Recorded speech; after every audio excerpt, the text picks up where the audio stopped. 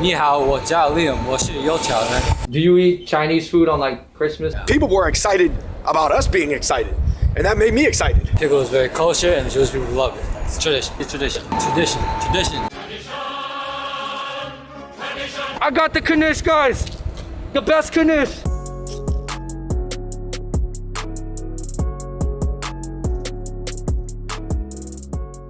Jewish, Chinese, and Italian people have been right next to each other in New York's Lower East Side for over 100 years. Everyone gets along, but I'd say each respective community sort of does its own thing, which makes sense because each group is so different. But today we're with our friend Liam, who is of Jewish descent and grew up in the neighborhood his whole life, and he's gonna take us on a tour of Jewish spots in the LES.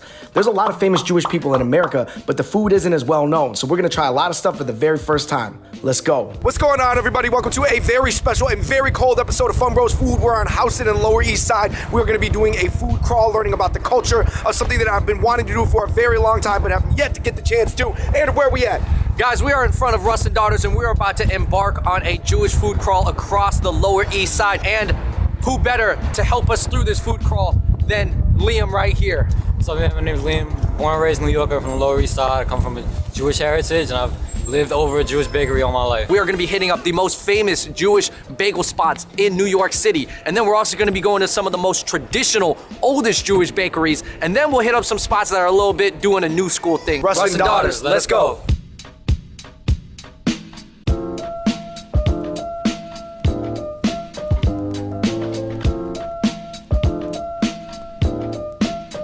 All right, guys, I just walked out of Russ and Daughters. I bought 3 of their most popular bagel sandwiches here, and I had some really cool interactions with people in there. They're very nice, you know? I think when you show an interest in what's going on, and like this guy was talking outside, he was saying he's been coming here since 1955, and it's as good today as it's ever been.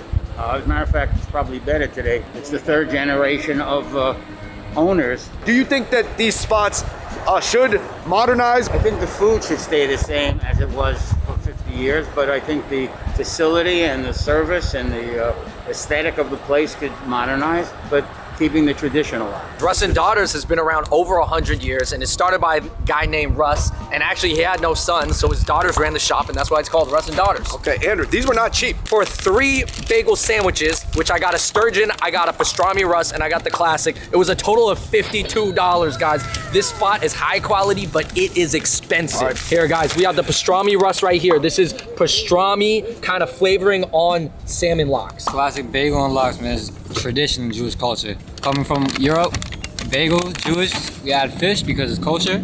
Coming to America, salmon's easier and cheaper to use. It even has a saying, if you're a bagel and lox Jew, that means you're a little Americanized, but you still hold your tradition. All right, so here we have the sturgeon bagel, okay? Sturgeon is a fish, sturgeon bagel. All right. Weirdly enough, it kind of tastes like a fishy turkey too. Immediately next, we gotta go with the classic. Your layer of a lot of cream cheese. You got your smoked salmon right there. You got onions, capers. Salmon lox bagel. If you're not fish guy, gotta say, I'll definitely go for this in the future. You rocking with smoked fish? I'm rocking with smoked fish. Last but not least, this is pastrami? Pastrami Russ, this is the pastrami salmon, bro. Pastrami sandwich. Look at that pastrami flavor on the outside. You see that? Pastrami Russ. I've never had anything like that before. The mustard, it's a kick, it's an extra thing to this. What could be more New York? We're freezing our butts off, eating Russ and Daughters. We gotta head over to Katz Deli. All right, we're about to have a warm pastrami sandwich, a matzo ball soup, and potato latkes. All right, you guys, we have made it to the world's famous Katz Deli. I believe that Nicole Kidman had some sort of like scene here or something. I'll have what she's having. She's like, I want what she's having. That's an old reference, but Katz Deli, it is just a famous place to get your pastrami sandwich, your Reuben sandwich, corned beef, everything. This is a really, like, in a weird way, a top 10 tourist location in New York City. Everything here is kosher. What does it mean to keep kosher? So in the Jewish religion, you have certain things you can and cannot eat. The most notable non-kosher meal is a pig or pork. This is because we're not supposed to eat things with cloves. What do you mean, the hands? Like the hands, like the trotters? So what else has cloves? Yeah, so wait, so what does a cow have then? No, I think cows and hooves. No clothes here at Katz. Let's go. All right, we're here inside of Katz Delicatessen. First look at the latkes. These are exclusive to Hanukkah and known for being served at Hanukkah. It's basically potato deep fried on a pancake. Latkes. I've only had latkes like twice in my life, I think these are the best ones, man. A lot of flavor. Matzo ball. What are the different types of Jewish tribes kind of that there are? Ashkenazi, Sephardic, and we got the more Ethiopian Jews, which are black Jews.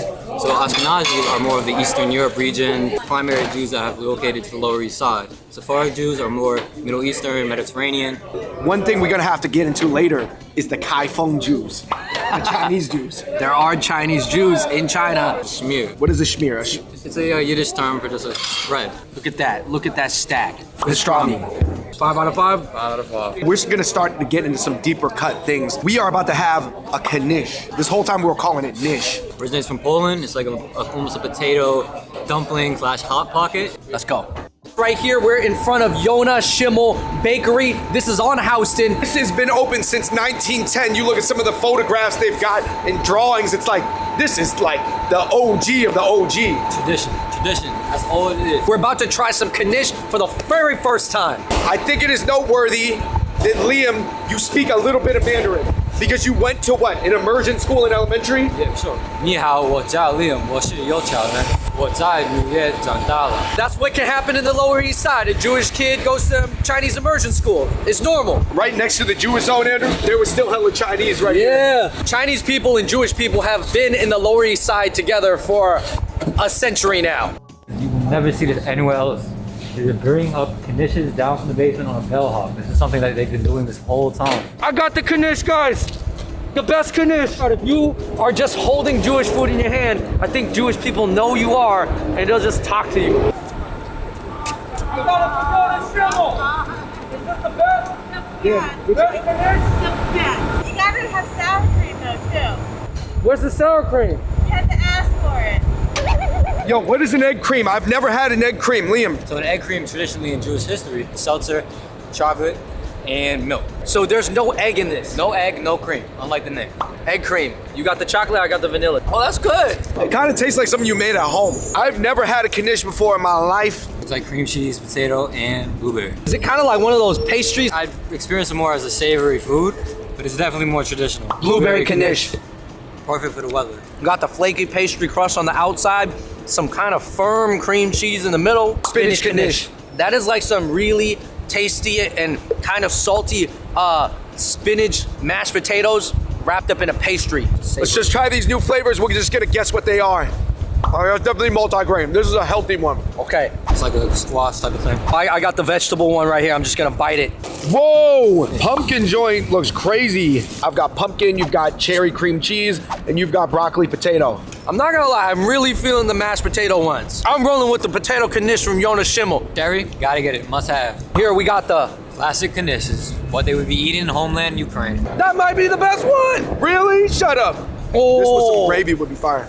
That's like Thanksgiving in a bun. We're about to hit Grand Street. New spots, newly redone spots, and old school spots. So let's go to Grand Street. All right, so we have made it to Grand and Essex in the Lower East Side, and we're right in front of a classic called the Pickle Guys. Pickle is very kosher, and the Jewish people love it. So not big on the history, but it's tradition. What's really cool is they actually opened up a kosher burger spot using their pickles right next door called Diller. We're gonna be checking out both of them, but first of all, let's take a look at some pickles. Pickles have been here since 1910. This used to be the pickle district. There used to be 40 pickle stores here at one time. Now there's only one left. This is it. We have about 40 different varieties of items here. And when I first started, there were only 8. And these are the best pickles in the world. What makes your pickle so good? Well, first of all, you start with good ingredients. Everything we do here is done by hand, not by machine or factory. Anything cracked, broken, or bruised goes in the garbage. You only get the best here. This is sour pickle, the most popular pickle we have. That crunch is intense. I don't even know if I've seen him smile about anything in this video so far, but that pickle, spicy new pickle. I feel the kick in the back. There we go. That snap and crunch is real. All right, guys, we're here at Diller's. We're a spin-off from the Pickle Guys. The pickle talked to me one day and said, listen, I'm tired of being a side piece. I want to be the main dish. So we made a fried pickle as a main dish, and that's what we're staple for. We started Kosher over there, so we cater to the Kosher community.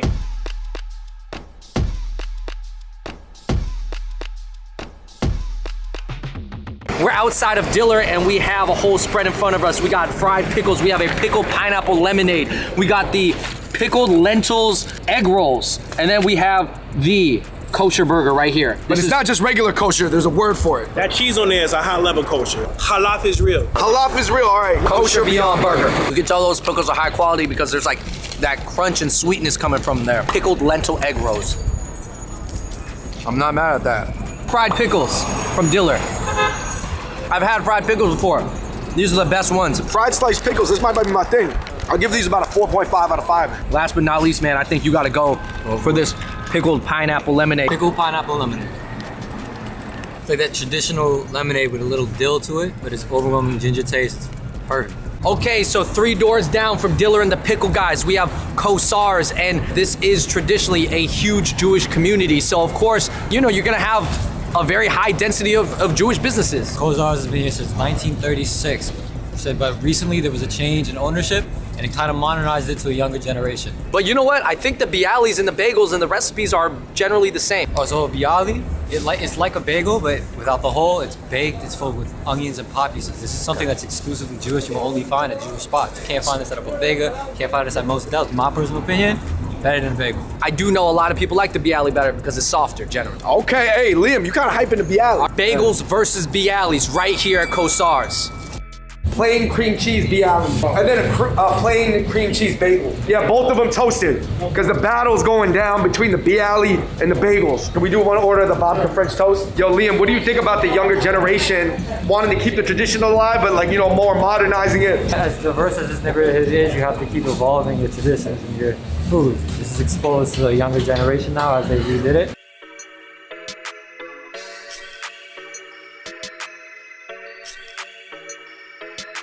All right, we're here at Kossar's. They're known for the Bialys, guys. Bialy with cream cheese. It's kind of have that like English muffin texture. Kind of like a fluffy pizza dough. More garlic flavor. Bagel with cream cheese. The Bialy had more flavor and was easier to eat. And it has a better ratio of carb to schmear. Yeah, I feel overwhelmed with the bagel. I feel like it's almost a little dry in my opinion. I would take this over a Bialy. That's 2-1.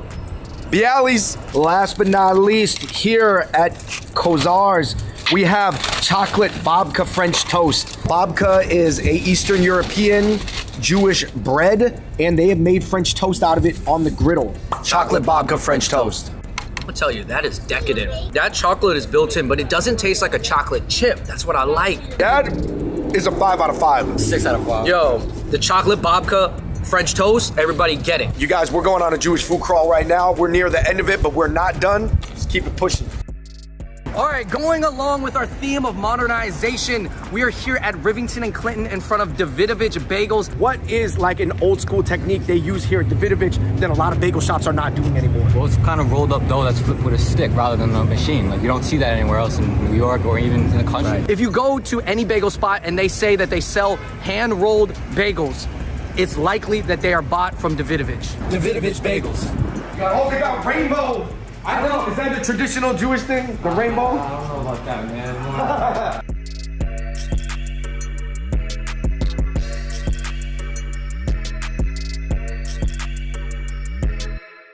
All right, man, we got the Davidovich Bagels. We have rainbow, we have challah bread, we got the rugulas, right? And then we got the pastrami bagel with everything on it. Rainbow bagel. The honey walnut spread is really sweet. Not traditional. I'm loving it. Pastrami bagel.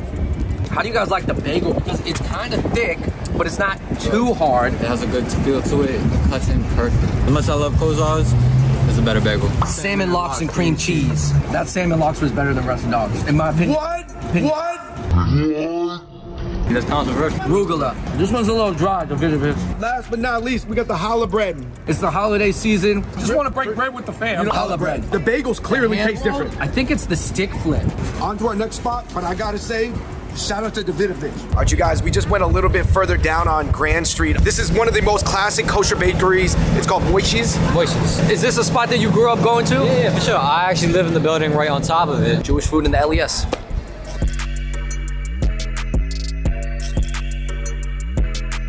How long have you been working here? 50 years. 15. 50. Do you eat Chinese food on like Christmas and It stuff? has to be kosher. The first thing we got is a homatash. This is eaten during Purim, which is basically the Jewish Halloween. Okay. Now it represents the Haman, who was an evil figure in the Purim story. It could represent the ear or the pocket of hell, but it's representative of a greedy man. So that's why it's filled with cream or a prune-like flavor. We're eating something that represents an evil man. Almost, yes. Okay, so why do we eat him? Is it like Kind of. teach him a lesson? Like, yo, This is a representation. I've never seen poppy seed like this before. David, you're trying the prune one. I'm gonna go in on this poppy seed one. Hey, Haman, I teach you a lesson. Eat your ear. I really like the prune one. It's underrated. The prune one is underrated. Prune one is better. This one was weird. This is rugula. Yiddish for a little twist. It's a dough wrapped in more like a poppy seed or a chocolate texture. Rugula. Has a deep cocoa flavor, a lot of cinnamon, not bad. Coming up next, we have the famous black and white cookie. Just a Jewish staple. I can't say particularly that it's coherently Jewish in terms of Jewish culture, but it's made by Jews for Jews. Jewish black and white cookie. Let's go. Chocolate and vanilla. Can't go wrong, guys. Last, definitely not least, mandel bread. Mondo bread. It's something my grandmother used to make when I was little. Okay, well, we saw this lady in there. She had been working there for 50 years. She used the old traditional bread slicer to cut this. They got the old school slicer right there. Is this chocolate bread? It's almost, it's like a chocolate bread. It's almost like biscotti. Mando bread. I know what you mean. This is like a chocolate covered biscotti. Yeah, biscotti. It has that kind of like vanilla flavor to it. Oh. I'm not gonna let you guys get off the hook. Oh, Y'all both said okay. y'all was gonna try that. Kosher soda, Mayim Chaim. Oh, carbonation is Very bubbly. very high. Lahaim. All right, we've made it to our last spot on Division Street. It is Michaeli Bakery. It's a new bakery owned by a young Israeli guy. Spain to Middle East is Sephardic Jews, and the Mizrahi Jews, North Africa. And then, of course, Andrew, the FUNG Jews. Oh, the FUNG Jews from China. From Zhengzhou. If we thought that the other bakeries that we went to were a little bit old school, I'm sure this one is much different. Let's go check it out.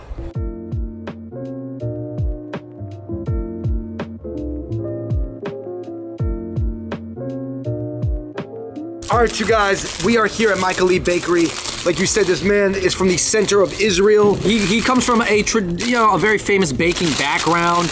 Here we have the chocolate bob cake on the bottom. Another way of making rugula. Okay, so kind of, I'm seeing some similarity to the knish here. Yeah, and then here I have the spinach one right here. Israeli baked Jewish goods. Very French. Has like crunchiness of a croissant, but it still has that like texture of a rugula. At Moishe's Bakery, that babka bread was like, your favorite. That's like the tradition.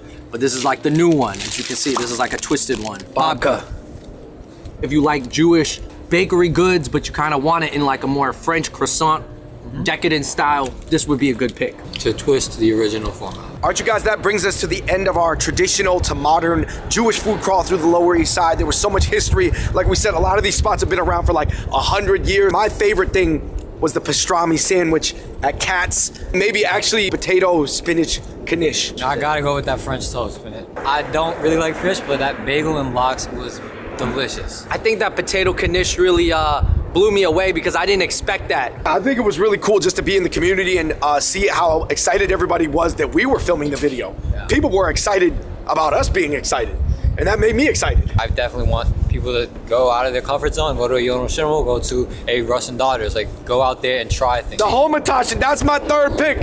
The prune joint. Yo, Liam, huge shout out to you. Thank you for doing that, man. You don't have social media. Man. That's crazy. You're a young guy. Thank you so much for watching that traditional to modern Jewish food crawl in the Lower East Side. There is no better place to do it than the LES right now. In the comments down below, let us know if there's like another food that you guys want to see us explore in New York City. I know it's hard to travel right now, but you can still travel within your own city. So thank you so much for watching.